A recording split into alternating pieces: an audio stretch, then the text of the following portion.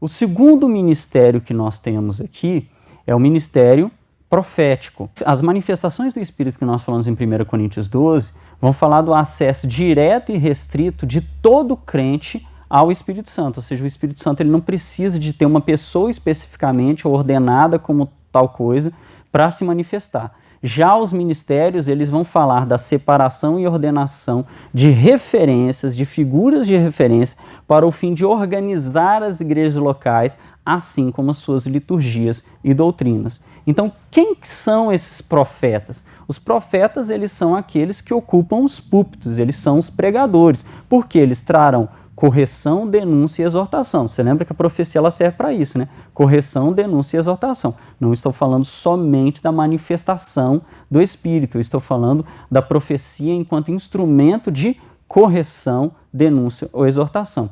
Lembrando constantemente a igreja da sua vocação, missão e visão, fundamentos, votos e promessas à comunidade. Então esses profetas, eles vão ser aqueles que vão ocupar os púlpitos para trazer correção, orientação e instrução. Existe uma mudança muito grande do que era o ministério profético na Velha Aliança para a Nova Aliança. Jesus diz, por exemplo, que a lei e os profetas vigoraram até João. Desde então é anunciado o evangelho do reino de Deus. Então o ministério profético ele não foi extinto, mas de uma maneira diferente ele foi alterado, ele foi modificado para a Nova Aliança. Então o profeta ele não seria mais um mediador ou um ungido específico de Deus. Ele seria um membro dentro do corpo ungido para servir a igreja. Ele não é capaz de produzir novo material, muito pelo contrário. Tudo que o profeta diz, ele vai ser julgado pela igreja. Então na Nova Aliança Deus fala diretamente ao crente. Na Velha Aliança ele falava diretamente a Israel? Não, ele falava pelo profeta. Então Jesus, agora na Nova Aliança, ele é o único mediador. Então as profecias modernas, elas não devem ser desprezadas, como diz o texto bíblico, mas nós entendemos que a atuação profética, ela sofre alteração, porque ela não acrescenta mais nada novo. Ela vai ser julgada pela palavra a partir do Filho. Então o ministério profético, ele vem para compreender como está a igreja e trazer orientação, correção ou exortação.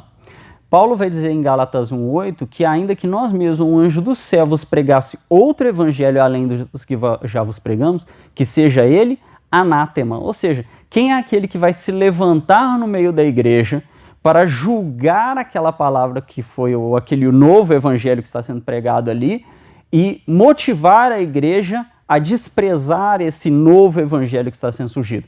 Vai ser exatamente o profeta.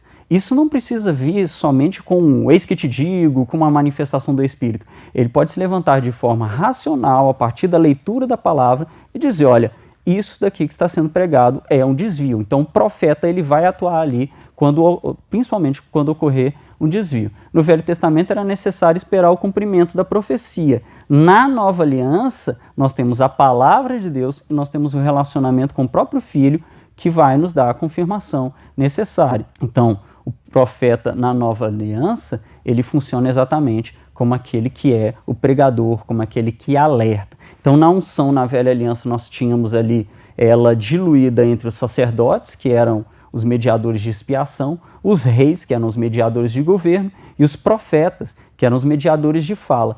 Tudo isso converge em Cristo, na unção de Cristo. Ou seja, a unção que é Espírito Santo agora está sobre Jesus, e ele é o verdadeiro sacerdote, ele é o verdadeiro rei, e ele é o verdadeiro profeta. Ele é o único profeta. Até ali, a partir dele, o que ele faz? Ele simplesmente habilita a igreja a operar em sua própria unção, que é natural que o corpo atue na mesma unção do cabeça.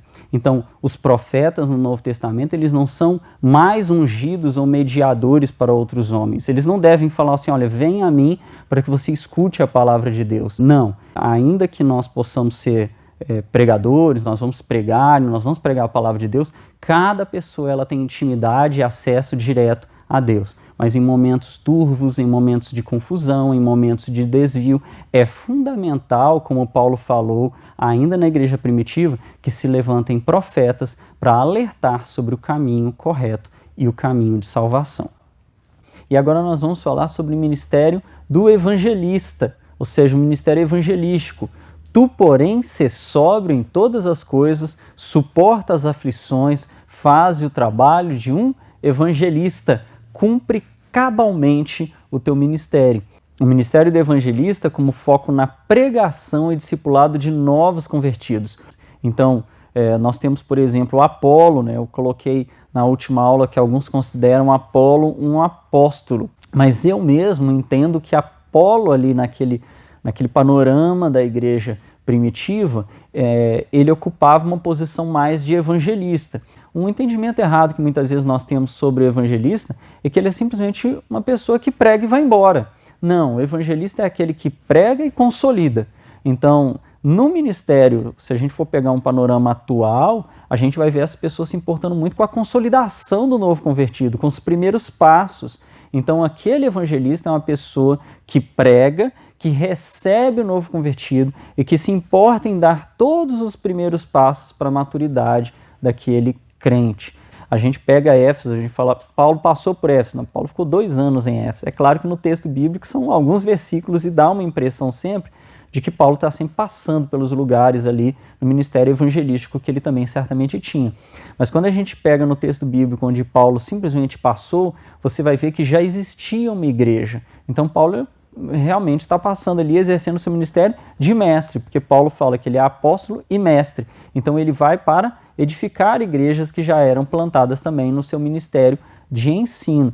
Mas quando nós vemos os evangelistas, como Apolo, como o próprio Timóteo era um evangelista, eles estão ali dedicando tempo para a consolidação daqueles novos convertidos. O evangelista é esse que dedica a sua vida à atração de novos convertidos e também discipula e consolida estes mesmos.